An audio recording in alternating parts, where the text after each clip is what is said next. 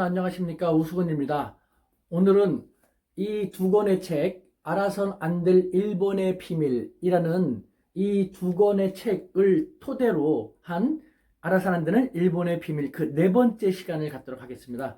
지난번까지는요, 일본의 1951년에 체결된 미일 안보 조약, 구안보 조약이라고 하죠. 이 조약에 의해서 일본은 사실상 미국의 속국과 마찬가지가 아닐까? 라고 해도 뭐 과언이 아닐 정도로 되어 있다라는 걸 말씀드렸습니다. 오늘은 1960년에 체결된 신안보조약이라고 합니다. 이것이 폐지되고 이것으로 개정이 됐는데 이것에 의해서 일본은 더 완전히 속국이 되었다. 그래서 이 조약이 지금까지도 발효되고 있거든요. 지금의 일본이 되고 있다는 것. 아베 총리가 아무리 군사 강국을 지향을 하고 보통 국가를 지향한다 하더라도 미국과의 이와 같은 조약, 이와 같은 밀약이나 조약을 바꾸지 않는 한 먼저 자주 독립 국가가 될 수가 없다라는 것, 그거에 대해서 다시 한번 우리가 알아보도록 하겠습니다. 자, 1951년의 구안보조약의 내용에 대해서는요, 혹은 그 전의 내용에 대해서는 오늘이 네 번째 시간이니까 그 전의 내용에 대해서는 이 전의 동영상들을 보면 됩니다. 똑같은 제목을 나와 있으니까요. 참고하시고, 자, 1951년에 체결된 구미일 안보조약, 구안보조약은 너무나도 대등하지 못했다, 불평등하다라는 불만이 일본 사회에서 많이 분출되었습니다. 그래서 1960년에 당시 기시 노부스케, 아베 신조 현 일본 총리의 외조부죠. 기시 노부스케가 수상이었는데 그 사람은 친미내각이었습니다. 친미내각이었음에도 불구하고 강한 일본, 자주 일본을 주장하는 그런 사람이었죠. 그래서 이 기시가 미국에 대해서 간청을 한 거죠. 친미내각인데 어떻게 뭐 해달라고 강하게 얘기할 수는 없지 않습니까? 이게 너무 불평등하니까 조약을 새롭게 개정했으면 좋겠다.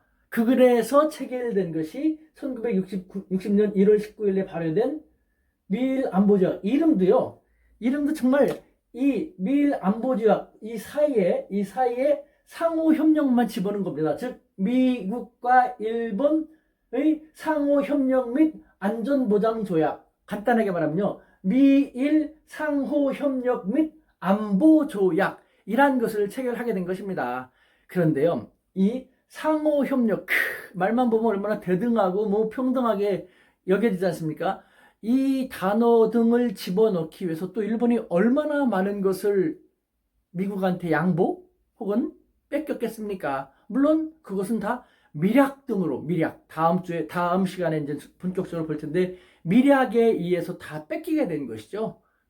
이런 상태가 되었습니다. 자, 그러면은 오늘은 이걸 갖다 신안보조약이라고 합니다. 신안보조약의 주요 내용을 한번 보도록 하겠습니다. 먼저 이 구안보조약에서 적어도 이것만큼은 여러분 지금 기억해 주시기 바랍니다. 첫 번째, 1조는 뭐 미군 주둔권을 인정했다. 즉 일본의 육해공은 사실상 미군이 원하면 언제든지 어디든지 사용할 수 있다라는 것이죠. 그 다음에 두 번째, 제2조에서는 제3국 군대에 대한 협력 금지, 즉 일본의 육해공을 제3국 군대에 대해서 임대를 하거나 아니면은 대여를 하거나 아니면은 뭐 협력을 할 때는 미군의 사전 동의를 반드시 받아야 된다는 것이죠. 일본이지만 일본 땅이 아닌 것이었죠. 그 다음에 제3조는 행정협정에서 모든 걸 결정한다고 했죠. 즉 이와 같은 미일 안보 조약과 관련된 내용은 일본의 의회와는 전혀 관계없이 양 정부 간에 오케이 하게 되면은 그대로 된다라는, 그러니까 미국이 일본을 좀 더 간편하고 쉽게 사용하기 위해서 의회를 배제시켜버린 그런 결과였다고 하죠. 이것만 여러분들이 다시 한번 기억을 하면서 1960년의 신안보조약을 보면요, 말씀드린 것처럼 너무 불평등하다. 그래서 계층을 했죠. 사실상 계층한 것입니다. 문면상으로는 미일 대등이 실현되게 되었습니다. 하지만 사실 이 신안보조약이 체결된 그 과정에서 일본 국민들은 엄청나게 많은 반대를 벌였습니다. 1960년대, 70년대 유명한 그 안보투쟁이거든요. 일본의 안보투쟁. 그러니까 왜 그러냐면은 일본의 평화헌법에서도 전쟁 포기를 규정했음에도 불구하고 군비를 이것을 통해서 증강하거나 상호협력, 말이 상호협력이지 미국이 군사 유도를 강화하자, 뭐 하자, 군사적으로 같이 하자 하면은 하지 않을 수 없게 됐지 않습니까? 즉, 미국에 의해서 미국의 전쟁이나 전투 행위에 휘말릴 가능성이 너무하다. 또 미국과의 군사 유대 강화 의혹이 너무 많다. 해갖고 전 일본 사회가 뭐 반대하면서 데모를 했죠. 그때가 일본에서 데모를 가장 많이 했습니다. 60년하고 그 다음에 70년. 그런데 그것이 뭐 기시노부스키가 강하게 밀고 나가고 막 함으로써 결국은 일본 사회는 그때부터 에너지를 잃게 되고, 그래 경제 발전만 하도 배부르게 살기만 하면 되지 라면서 지금과 같이 무기력한 사회가 된 것이거든요. 참 안타깝습니다. 네, 이와 같은 경위를 통해서 체결된 이 조약의 주요 내용을 보면요, 먼저 그 3조에서 미일 양국은 상호 간에 상호 방위를 한다라는 것입니다. 그러니까 한쪽이 뭐 공격을 당하면 상호 간에 도와준다라는 상호라는 말을 집어넣었죠. 그 다음에 5조에서는 뭐 일본에 대한 무력 공격이 발생할 때는 공동 대처한다라는 것. 상호방위 공동 대처. 일본이 딱 볼 때는 야, 이거는 평등해졌구나, 대등해졌구나 라는 것을 3조하고 5조에 집어넣었죠. 말로는 그렇게 넣었지만 사실은 6조에 의해서 아까 말씀드렸던 구조약이 미군 주둔권이라든가를 그대로 다 인정을 했습니다. 하지만 대등하게 보이기 위해서 이 조약 안에다가 그와 같은 말은 그대로 넣었던 것을 빼고 밀약의 형태로서 예를 들면은 교환 공문이라든가 아니면은 의사록이라든가 그와 같은 형태로 집어넣게 된 것이죠. 여기서 교환 공문이라든가 의사록 같은 경우는요, 조약의 본문에 정식으로 규정하기 쉽지 않은 내용 등을 따로 규정해가지고 그것을 양국의 대표가 서명한, 따라서 이것도 국제협정 그대로 국제법으로서 효과가 있는 그런 것인 것이죠. 그런 식으로 중요한 것은 빼버렸습니다.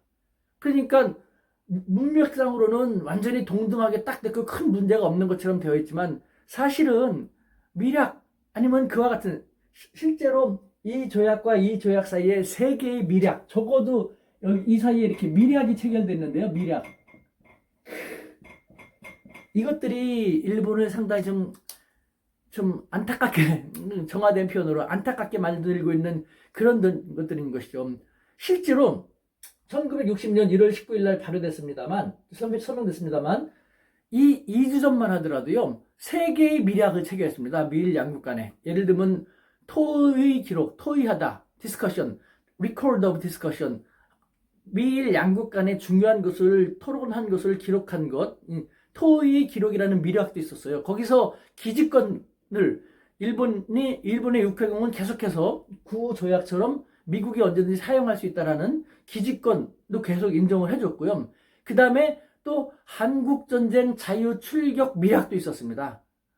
한국전쟁이 다시 발발하거나 하게 되면은 일본 육해공은 미군이 언제든지 일본의 사전 동의 없이 출격할 수 있다라는 그런 것이죠. 하지만 이 조약에는요, 미군이 어떤 행동을 할 때는 사전 협의를 한다라고 규정이 되어 있거든요.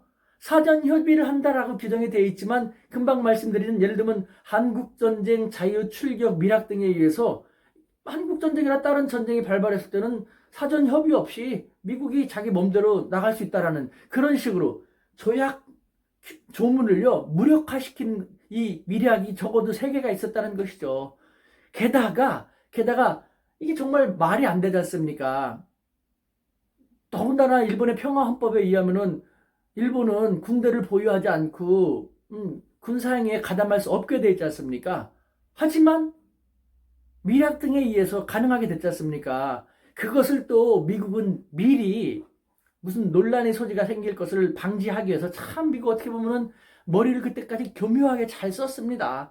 당시 주일 미국 대사관의 대사가 메가더 2세였습니다. 메가더 장군의 2세였는데 사실은 메가더의 친자가 아니고 메가더 장군의 형의 그 아들이죠. 그러니까 메가더 장군의 조카인데 뭐 메가더 2세라고 이름을 불러줘갖고 그 사람이 대사였는데 이 사람이요 이와 같은 미략이 가득한 미국에게 유리한 조약을 마련하기 위해서 이 조약이 체결되기 3주 전만 하더라도요 예를 들면은 일본의 최고 재판소에 한 판결이 있었는데요 그 재판소의 판결이 무엇이냐 즉 우리나라의 대법원 판결이 있었는데 뭐냐면은 미일 조약상에 관련된 결조문이라든가 미일 조약상과 관련된 어떤 조문은 일본의 사법부에서는 판단하지 않는다 라는 식, 그것을 포함시키는 판결문이 나왔습니다. 그 판결문이 나오도록 메가더 2세 대사는요, 일본에 전방위적으로 로비도 하고 압박을 가하고 다양한 노력을 기울여서 그 판결을 이끌어낸 것이죠. 아주 지부했습니다. 그 상황을 보면은. 그래서 이와 같은 미일 안보조약, 뭐 겉으로는 평등하게 보입니다만, 뭐 미국의 영원한 속국으로 만들다시피 한 그 미략을 그대로 포함하고 있는 이 미일 안보조약은 일본의 최고재판소, 즉 일본의 사법부에서는 전혀 건드리지 못하게끔 만들어져 버린 것이죠. 그것이 지금까지도 이어져 오고 있는 겁니다. 그렇기 때문에 미군 전투기가요, 미군 선박이요, 일본의 기지에서 대만 해협이라든가 우리 한반도라든가 혹은 아프가니스탄 전쟁이라든가 이라크 전쟁에도 출격을 해갖고 그대로 전쟁에 참가하고 했지 않습니까? 이것은 평화헌법 위반 소지가 농후하지 않습니까? 그럼에도 불구하고 이와 같은 평화헌법 위에 군림하게 된 신안보 조약으로 인해서 일본은 정말 이런 집안이다 해서 콩가루 집안이야 뭐야라는 생각이 들 정도로, 정말 이게 자주 독립국가가 맞나라는 생각이 들지 않으면 이상할 정도의 그런 형편없는 상태가 되어버린 것이죠. 그리고 그것이 지금도 이어져 오고 있는 것입니다. 참 기가 막히지 않습니까, 여러분? 자, 그렇다면 이 사이에 체결된 이 미략은 어떤 미략들이었는지 다음 시간에 그것에 대해서 조금 더 구체적으로 알아보도록 하겠습니다. 우리는요, 이렇게 안 되었으면 좋겠다라는 생각이 드는데, 모릅니다. 우리 뭐 이승만 정권 때, 박정희 정권 때, 과연 얼마나 잘 지켜냈고, 자주 독립, 자주 국방을 위해서, 미국과의 조약 체결 시에 얼마나 우리의 국익을 정말 잘 반영했는지 많이 우려가 되기도 합니다. 네. 어쨌든, 잘못된 과거는 알게 되면 일본은 그대로 가지만, 무기력하게 가지만 우리는 바로 잡아야 되는 거 아닙니까? 대한민국 또 파이팅입니다. 파이팅!